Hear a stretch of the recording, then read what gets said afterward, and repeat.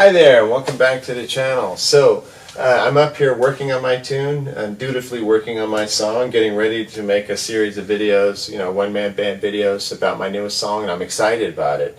I've been working on it a lot, and due to inclement weather, I wasn't able to come up here for a few days, and then when I got up here today, there's a bunch of people in the parking lot, and it's like an office park situation. I don't want to be rude. It's like 10 o'clock, 10 at night. Start blowing up with the marshal and all that. But I'm planning on coming back here tomorrow so I can lay it down. But I did want to take a minute to recognize the passing of Johnny Hardwick, the actor, writer from King of the Hill, creator of the character Del Gribble. Absolute comedic genius in my opinion, and probably undervalued a bit. I don't know how many people know who he is or how significant he was, but I did, and my family did. And the way we kind of got into the King of the Hill, I was way into Beavis and Butthead. I thought it was hilarious. I actually saw the first debut of it like on Liquid Television way back in 1990 or whatever year that was, 91, 92, maybe it was like 92, I don't remember.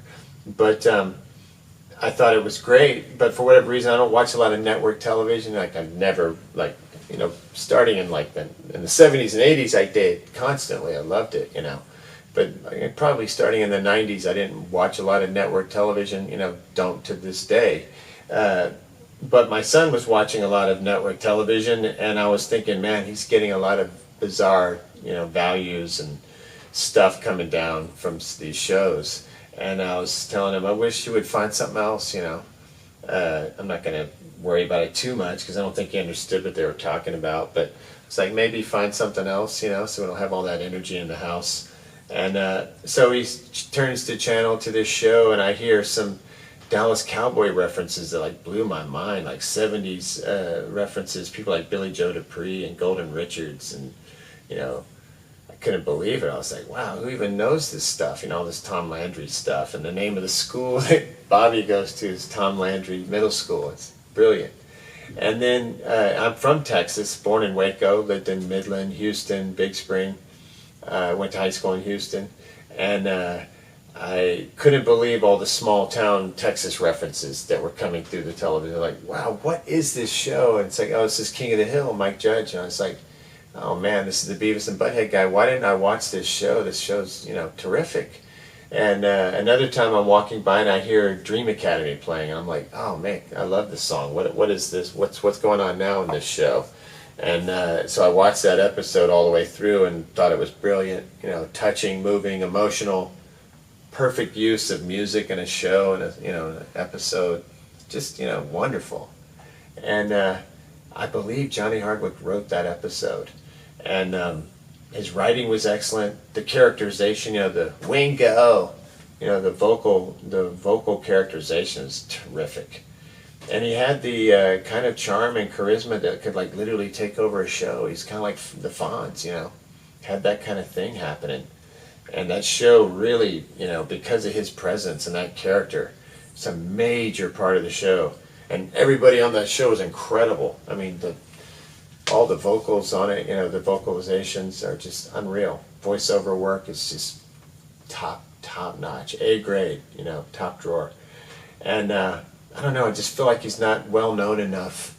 And it makes me, I feel connected to the show on so many levels because it was a family show. My entire family, my wife and I watch it on a loop to this day. I pretty much watch it every night until I get to the end of the episodes of season 13, I believe, and then we started back over with the pilot.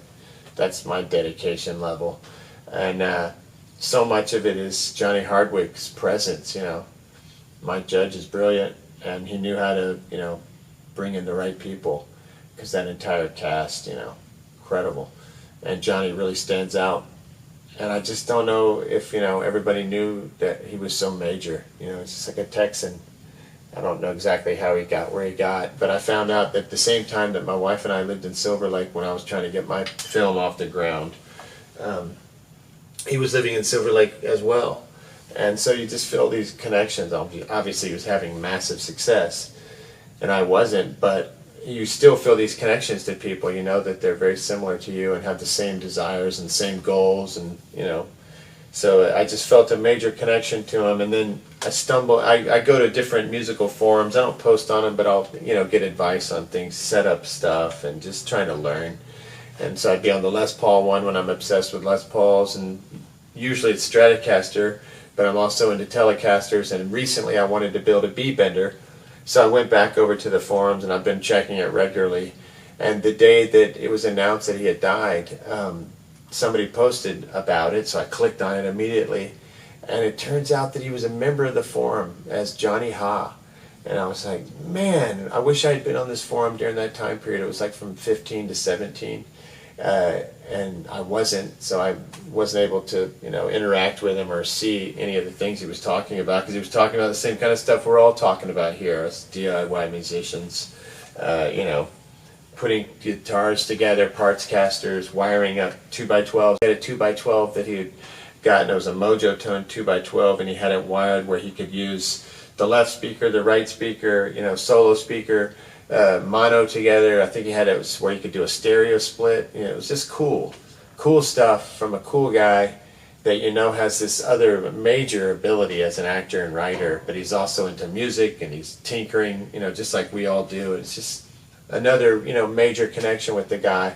And one of the threads, like on these forums, they'll have different threads, and this one was like, hey, show us your tattoo.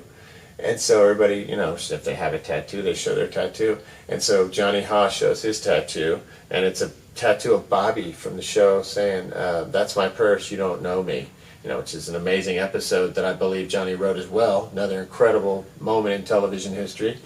And so everybody's like, a couple people are like, so dude, what's with the tattoo? Maybe they were like thinking, man, you're a really big fan. I should probably get one. I'm that big of a fan of the show. Maybe they were thinking he was like really into King of the Hill, like maybe thinking he needed help for having a tattoo that big, and colorful. And he said, hey, I worked on this show for 15 years as an actor, producer, writer. I'm proud of it, and this is my tattoo. And I was like, wow, I wish I had been on that forum, man. I would have laid it on him. I would have told him how brilliant I think he is, and how brilliant that show was, and how brilliant that character creation was, and how wonderful it's been. It's wonderful for America, in my opinion. Everybody should watch it. Everybody's like so bummed out all the time lately, and things are bad, tough news every which way. Just turn on King of the Hill, Del Gribble. He's an American hero. Next time.